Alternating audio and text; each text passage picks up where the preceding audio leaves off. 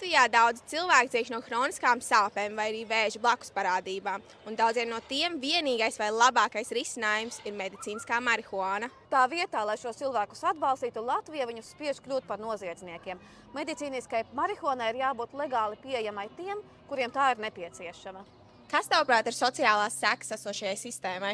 Man šķiet, no šī visvairāk cieši pacienti. Cilvēki šos medikamentus ieved nelegāli. Viņi nespēja normāli aprunāties ar savu dakteri un saprast, kādas būtu ieteicamās devas vai vislabākais medikaments. Mēs vienkārši ciešam.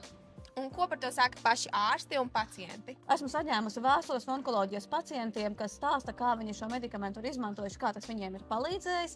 Pacienti ir atbalstoši. Ārstu vidū viedokļi dalās. Es teiktu, ka jaunākie ārsti ir atbalstoši, bet ir ārstu daļa, kas jauc medicīnisko marihuānu ar marihuānas izmantošanu rekreatīvajiem nolūkiem.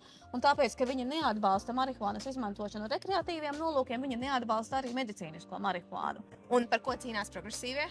Mēs cīnāmies par cilvēcīgu, modernu sistēmu, kurā cilvēks varētu vienkārši aprunāties ar savu mediķi, saprast, vai medicīniskā marihuāna ir viņam piemērota un saņemt sev vislabāko medikamentu.